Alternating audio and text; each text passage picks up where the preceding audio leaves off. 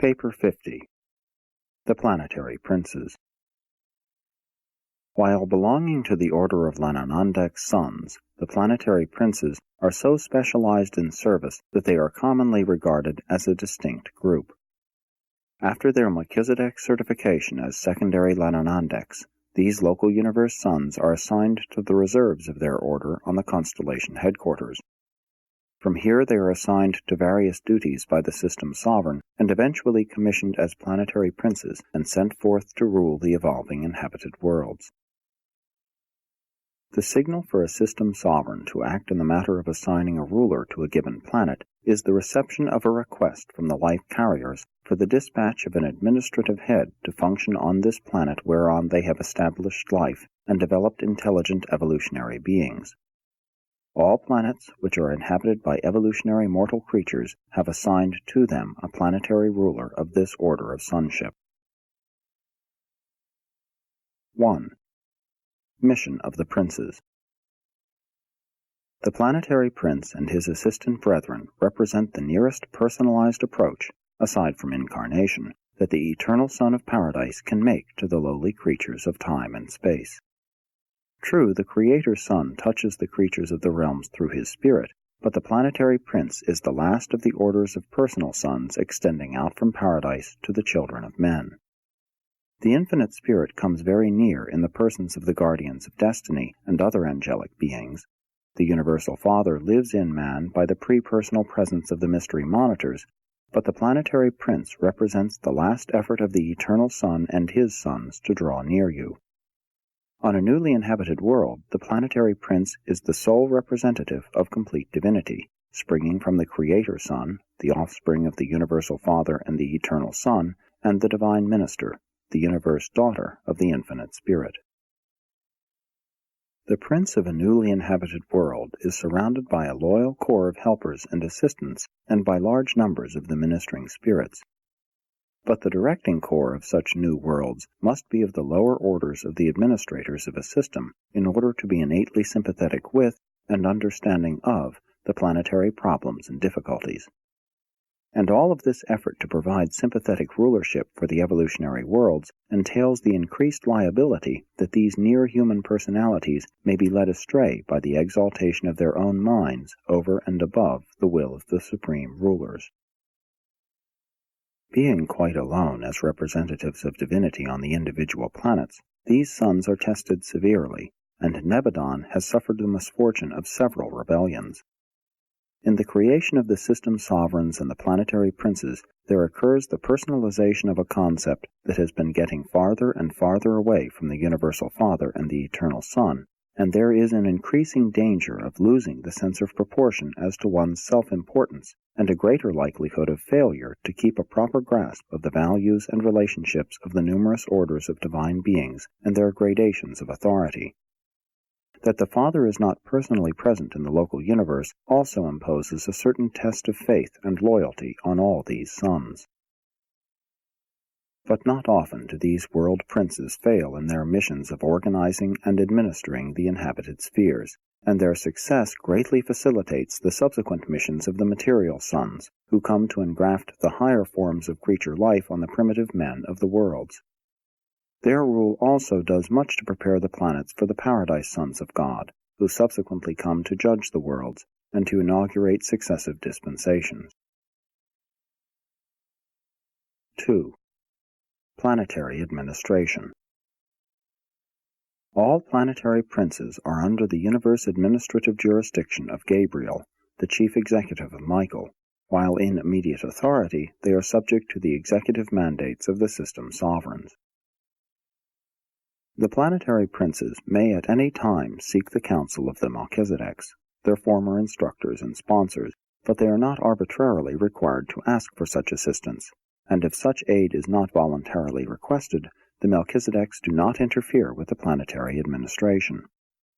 These world rulers may also avail themselves of the advice of the 24 counselors assembled from the bestowal worlds of the system. In Satania these counselors are at present all natives of Urantia. And there is an analogous council of 70 at the constellation headquarters, also selected from the evolutionary beings of the realms. The rule of the evolutionary planets in their early and unsettled careers is largely autocratic. The planetary princes organize their specialized groups of assistants from among their corps of planetary aides. They usually surround themselves with a Supreme Council of 12, but this is variously chosen and diversely constituted on the different worlds. A planetary prince may also have as assistants one or more of the third order of his own group of sonship, and sometimes, on certain worlds, one of his own order, a secondary Lanonandek associate. The entire staff of a world ruler consists of personalities of the infinite spirit and certain types of higher evolved beings and ascending mortals from other worlds. Such a staff averages about 1,000, and as the planet progresses, this corps of helpers may be increased up to 100,000 or more. At any time need is felt for more helpers, the planetary princes have only to make request of their brothers, the system sovereigns, and the petition is granted forthwith. Planets vary greatly in nature and organization and in administration, but all provide for tribunals of justice. The judicial system of the local universe has its beginnings in the tribunals of a planetary prince, which are presided over by a member of his personal staff. The decrees of such courts reflect a highly fatherly and discretionary attitude. All problems involving more than the regulation of the planetary inhabitants are subject to appeal to the higher tribunals, but the affairs of his world domain are largely adjusted in accordance with the personal discretion of the prince. The roving commissions of conciliators serve and supplement the planetary tribunals, and both spirit and physical controllers are subject to the findings of these conciliators. But no arbitrary execution is ever carried out without the consent of the Constellation Father, for the Most High's rule in the kingdoms of men. The controllers and transformers of planetary assignment are also able to collaborate with angels and other orders of celestial beings in rendering these latter personalities visible to mortal creatures. On special occasions, the seraphic helpers and even the Melchizedeks can and do make themselves visible to the inhabitants of the evolutionary worlds. The principal reason for bringing mortal ascenders from the system capital as a part of the staff of the planetary prince is to facilitate communication with the inhabitants of the realm. 3. The prince's corporeal staff. On going to a young world, a planetary prince usually takes with him a group of volunteer ascending beings from the local system headquarters. These ascenders accompany the prince as advisors and helpers in the work of early race improvement. This corps of material helpers constitutes the connecting link between the prince and the world races. The Urantia prince, Caligastia, had a corps of 100 such helpers. Such volunteer assistants are citizens of a system capital, and none of them have fused with their indwelling adjusters. The status of the adjusters of such volunteer servers remains as of the residential standing on the system headquarters, while these Urantia progressors temporarily revert to a former material state. The life carriers, the architects of form, provide such volunteers with new physical bodies, which they occupy for the periods of their planetary sojourn. These personality forms, while exempt from the ordinary diseases of the realms, are, like the early Urantia bodies, subject to certain accidents of a mechanical nature. The prince's corporeal staff are usually removed from the planet in connection with the next adjudication at the time of the second sun's arrival on the sphere. Before leaving, they customarily assign their various duties to their mutual offspring and to certain superior native volunteers. On those worlds where these helpers of the prince have been permitted to mate with the superior groups of the native races, such offspring usually succeed them. These assistants to the planetary prince seldom mate with the world races, but they do always mate among themselves. Two classes of beings result from these unions: the primary type of midway creatures and certain high types of material beings who remain attached to the prince's staff after their parents have been removed from the planet at the time of the arrival of Adam and Eve. These children do not mate with the mortal races except in certain emergencies, and then only by direction of the planetary prince. In such an event, their children, the grandchildren of the corporeal staff, are in status as of the superior races of their day and generation. All the offspring of these semi-material assistants of the Planetary Prince are adjuster indwelt. At the end of the Prince's dispensation, when the time comes for this reversion staff to be returned to the system headquarters for the resumption of the Paradise career, these ascenders present themselves to the life carriers for the purpose of yielding up their material bodies. They enter the transition slumber and awaken delivered from their mortal investment and clothed with Urantia forms, ready for seraphic transportation back to the system capital, where their detached adjusters await them.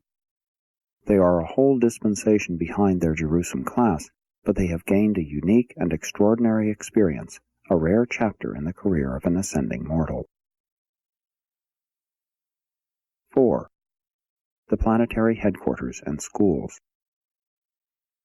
The Prince's corporeal staff early organized the planetary schools of training and culture, wherein the cream of the evolutionary races are instructed and then sent forth to teach these better ways to their people. These schools of the Prince are located at the material headquarters of the planet. Much of the physical work connected with the establishment of this headquarters city is performed by the corporeal staff. Such headquarters cities or settlements of the early times of the Planetary Prince are very different from what a Urantia mortal might imagine. They are, in comparison with later ages, simple, being characterized by mineral embellishment and by relatively advanced material construction. And all of this stands in contrast with the Adamic regime, centering around a garden headquarters, from which their work in behalf of the races is prosecuted during the second dispensation of the universe suns. In the headquarters settlement on your world, every human habitation was provided with abundance of land. Although the remote tribes continued in hunting and food foraging, the students and teachers in the Prince's schools were all agriculturists and horticulturists. The time was about equally divided between the following pursuits. 1. Physical labor. Cultivation of the soil associated with home building and embellishment. 2. Social activities. Play performances and cultural social groupings. 3. Educational application. Individual instruction in connection with family group teaching, supplemented by specialized class training. 4. Vocational training. Schools of marriage and homemaking, the schools of art and craft training, and the classes for the training of teachers, secular, cultural, and religious. 5. Spiritual culture. The teacher brotherhood, the enlightenment of childhood and youth groups, and the training of adopted native children as missionaries to their people. A planetary prince is not visible to mortal beings. It is a test of faith to believe the representations of the semi-material beings of his staff. But these schools of culture and training are well adapted to the needs of each planet, and there soon develops a keen and laudatory rivalry among the races of men in their efforts to gain entrance to these various institutions of learning. From such a world center of culture and achievement, there gradually radiates to all peoples an uplifting and civilizing influence which slowly and certainly transforms the evolutionary races. Meantime, the educated and spiritualized children of the surrounding peoples who have been adopted and trained in the Prince's schools are returning to their native groups and, to the best of their ability, are there establishing new and potent centers of learning and culture which they carry on according to the plan of the Prince's schools. On Urantia, these plans for planetary progress and cultural advancement were well underway, proceeding most satisfactorily, when the whole enterprise was brought to a rather sudden and most inglorious end by Caligastia's adherence to the Lucifer Rebellion.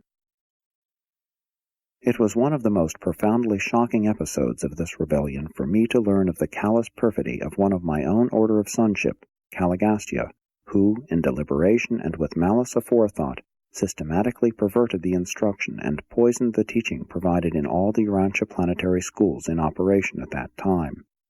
The wreck of these schools was speedy and complete. Many of the offspring of the ascenders of the Prince's materialized staff remained loyal, deserting the ranks of Caligastia. These loyalists were encouraged by the Melchizedek receivers of Urantia, and in later times their descendants did much to uphold the planetary concepts of truth and righteousness. The work of these loyal evangels helped to prevent the total obliteration of spiritual truth on Urantia. These courageous souls and their descendants kept alive some knowledge of the Father's rule and preserved for the world races the concept of the successive planetary dispensations of the various orders of divine sons. 5. Progressive civilization. The loyal princes of the inhabited worlds are permanently attached to the planets of their original assignment. Paradise sons and their dispensations may come and go, but a successful planetary prince continues on as the ruler of his realm. His work is quite independent of the missions of the higher suns, being designed to foster the development of planetary civilization. The progress of civilization is hardly alike on any two planets. The details of the unfoldment of mortal evolution are very different on numerous dissimilar worlds. Notwithstanding these many diversifications of planetary development along physical, intellectual, and social lines, all evolutionary spheres progress in certain well-defined directions. Under the benign rule of a planetary prince, augmented by the material suns and punctuated by the periodic missions of the paradise suns, the mortal races on an average world of time and space will successively pass through the following 7 developmental epochs. 1. The nutrition epoch. The pre-human creatures and the dawn races of primitive man are chiefly concerned with food problems. These evolving beings spend their waking hours either in seeking food or in fighting, offensively or defensively. The food quest is paramount in the minds of these early ancestors of subsequent civilization. 2. The security age. Just as soon as the primitive hunter can spare any time from the search for food, he turns this leisure to augmenting his security. More and more attention is devoted to the technique of war. Homes are fortified, and the clans are solidified by mutual fear and by the inculcation of hate for foreign groups. Self-preservation is a pursuit which always follows self-maintenance. 3. The material comfort era. After food problems have been partially solved and some degree of security has been attained, the additional leisure is utilized to promote personal comfort. Luxury vies with necessity in occupying the center of the stage of human activities. Such an age is all too often characterized by tyranny, intolerance, gluttony, and drunkenness. The weaker elements of the races incline toward excesses and brutality. Gradually, these pleasure-seeking weaklings are subjugated by the more strong and truth-loving elements of the advancing civilization. 4. The quest for knowledge and wisdom. Food, security, pleasure, and leisure provide the foundation for the development of culture and the spread of knowledge. The effort to execute knowledge results in wisdom, and when a culture has learned how to profit and improve by experience, civilization has really arrived. Food, security, and material comfort still dominate society, but many forward-looking individuals are hungering for knowledge and thirsting for wisdom. Every child is provided an opportunity to learn by doing. Education is the watchword of these ages. 5. The epoch of philosophy and brotherhood. When mortals learn to think and begin to profit by experience, they become philosophical. They start out to reason within themselves and to exercise discriminative judgment. The society of this age becomes ethical, and the mortals of such an era are truly becoming moral beings. Wise moral beings are capable of establishing human brotherhood on such a progressing world. Ethical and moral beings can learn how to live in accordance with the Golden Rule. 6. The age of spiritual striving. When evolving mortals have passed through the physical, intellectual, and social stages of development, sooner or later they attain those levels of personal insight which impel them to seek for spiritual satisfactions and cosmic understandings. Religion is completing the ascent from the emotional domains of fear and superstition to the high levels of cosmic wisdom and personal spiritual experience. Education aspires to the attainment of meanings, and culture grasps at cosmic relationships and true values. Such evolving mortals are genuinely cultured, truly educated, and exquisitely God-knowing. 7. The Era of Light and Life. This is the flowering of the successive ages of physical security, intellectual expansion, social culture, and spiritual achievement. These human accomplishments are now blended, associated, and coordinated in cosmic unity and unselfish service. Within the limitations of finite nature and material endowments, there are no bounds set upon the possibilities of evolutionary attainment by the advancing generations who successively live upon these supernal and settled worlds of time and space. After serving their spheres through successive dispensations of world history and the progressing epochs of planetary progress, the planetary princes are elevated to the position of planetary sovereigns upon the inauguration of the Era of Light and Life. 6. Planetary Culture. The isolation of Urantia renders it impossible to undertake the presentation of many details of the life and environment of your Satania neighbors. In these presentations, we are limited by the planetary quarantine and by the system isolation.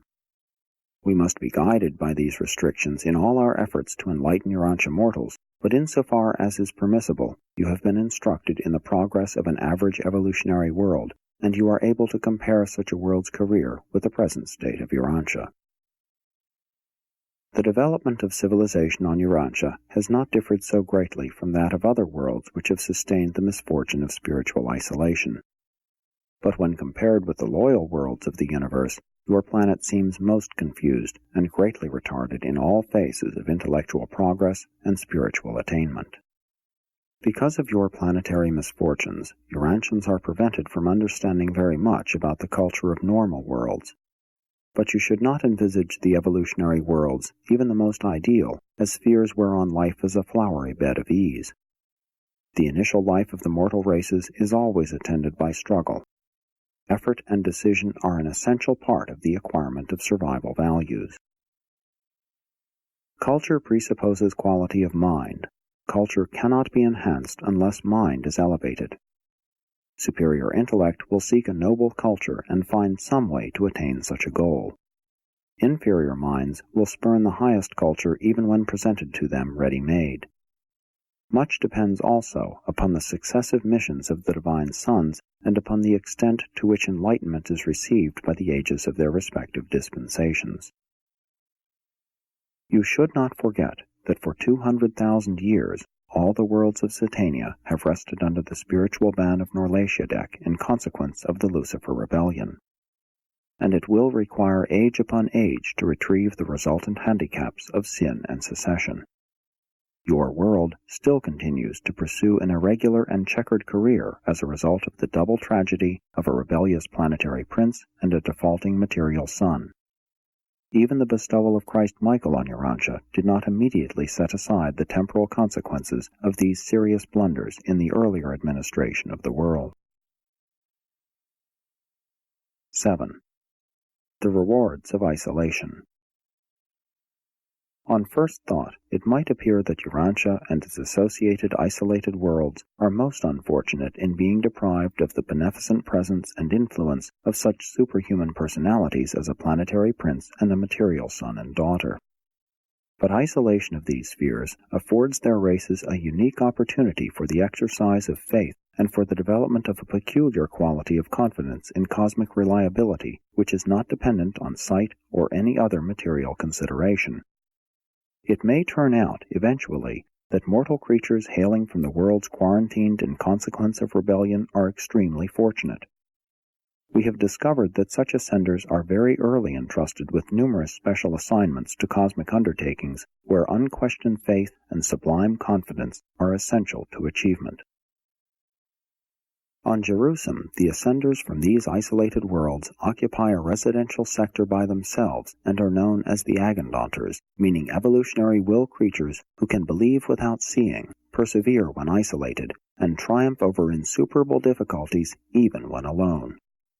This functional grouping of the Agandanters persists throughout the ascension of the local universe and the traversal of the superuniverse. It disappears during the sojourn in Havona, but promptly reappears upon the attainment of paradise, and definitely persists in the core of the mortal finality.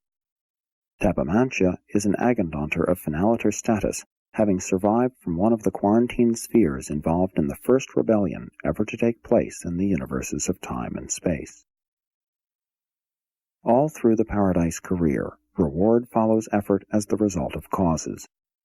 Such rewards set off the individual from the average, provide a differential of creature experience, and contribute to the versatility of ultimate performances in the collective body of the finaliters. Presented by a secondary Lanonandek son of the Reserve Corps.